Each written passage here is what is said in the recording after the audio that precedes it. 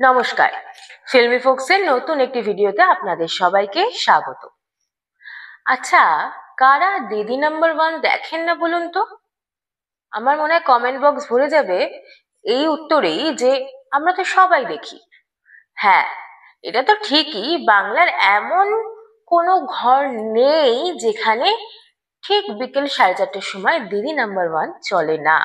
খুব কমই এরকম বাংলার দর্শক আছেন যারা দিদি নাম্বার 1 দেখেন না। কি ঠিকই বলছি তো?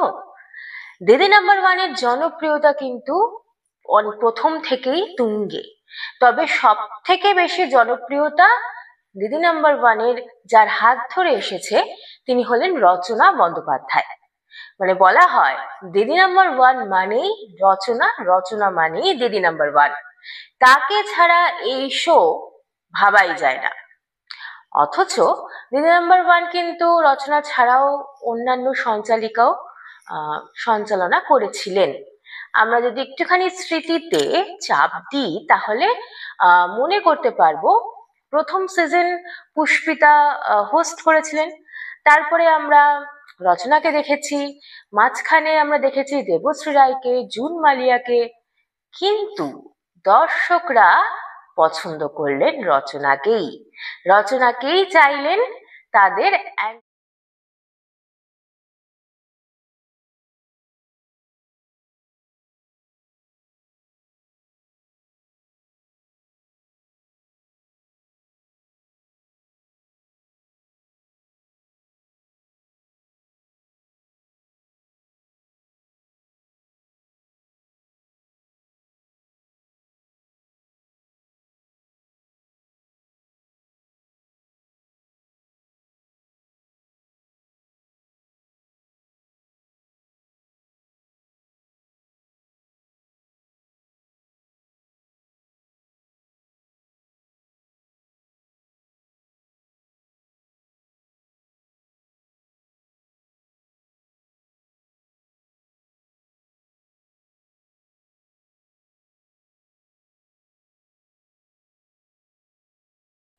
যে বাংলায় মীরের সঞ্চালনার প্রোমো সামনে আসতেই নানান রকম প্রশ্ন, নানান রকম আলোচনা শুরু হয়ে গিয়েছে। কেউ বলছেন রচনা ভোটের প্রচারে ব্যস্ত। রচনা আমরা সবাই জানি একজন অভিনেত্রী, সঞ্চালিকার পাশাপাশি একজন সাংসদ। তার একটা রাজনৈতিক দায়িত্ব রয়েছে, রাজনৈতিক কর্মী তিনি। তাহলে কি সেই দিকেই ব্যস্ত? ভোটের প্রচার তো এখনো শুরু হয়নি, কারণ ভোট আসতে এখনো দেরি রয়েছে। প্রচার শুরু হবে তার আগের থেকেই। তাহলে তিনি কি তার সাংসদের ভূমিকা পালন করছেন? সেই কাজে কি তিনি ব্যস্ত হয়ে পড়েছেন, নাকি রাজনীতির চাপে পড়ি, অর্থাৎ রাজনৈতিক কাজকর্মের চাপে পড়ে দিদি নাম্বার 1 ছেড়ে দিলেন তিনি? না, দিদি নাম্বার 1 ছাড়েননি রচনা বন্দ্যোপাধ্যায়।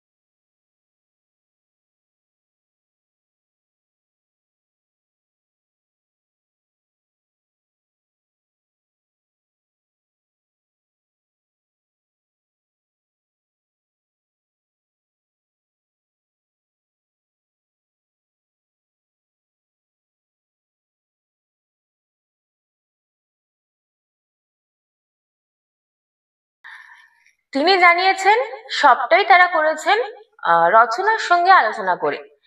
দিদি নাম্বার ওয়ানের সঙ্গে বহু বছর ধরে রচনা বন্দ্যোপাধ্যায় জড়িয়ে, সুতরাং এই শো এর বেশ কিছু ক্ষেত্রে তিনিও সিদ্ধান্ত নেন।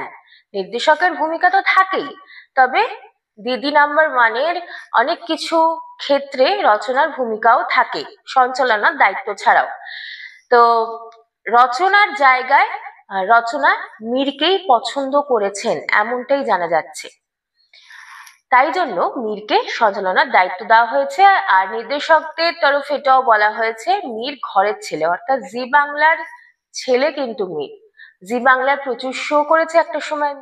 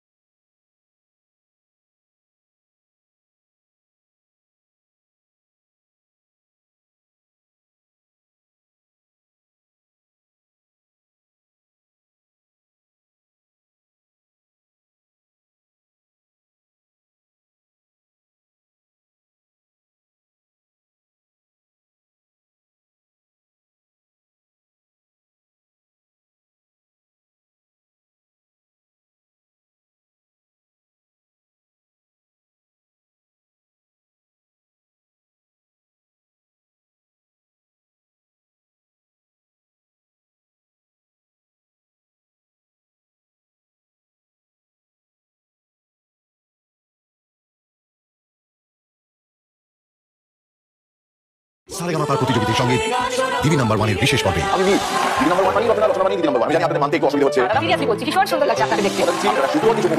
আজ বিকেল 4:30 জি বাংলায়। আমরা যেটুকু প্রমোতে দেখতে পেলাম যে মোট 3টি পর্বের সঞ্চালনার দায়িত্বে মীর রয়েছেন, তারপরে আবার রচনা শোয়ের সঞ্চালনা করবে।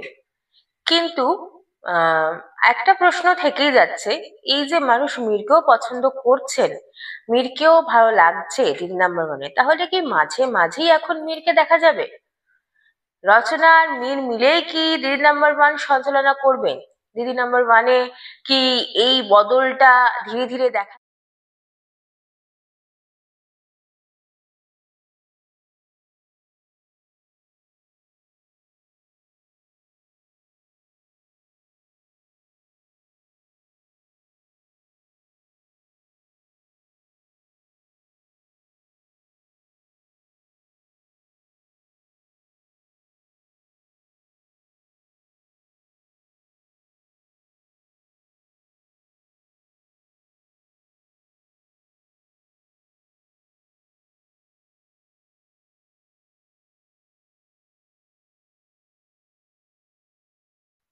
তো আপনাদের কেমন লাগলো মীরের সঞ্চালনা?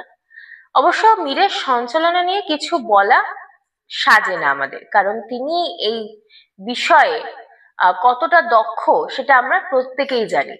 তার এই ভূমিকা নিয়ে আলাদা করে প্রশ্ন ওঠে না। তবে দিদি নাম্বার ওয়ান যেহেতু বহু বছর ধরে রচনা বন্দ্যোপাধ্যায় আহ সঞ্চালনা করেছেন এবং রচনা বন্দ্যোপাধ্যায়কে ছাড়া দিদি নাম্বার ওয়ান ভাবা যায় না, তাই জন্যই এই প্রশ্নটা আপনাদের কাছে আমার রইল যে মীরের দিদি নাম্বার ওয়ানে মীরের সঞ্চালনা কেমন লাগছে আপনাদের?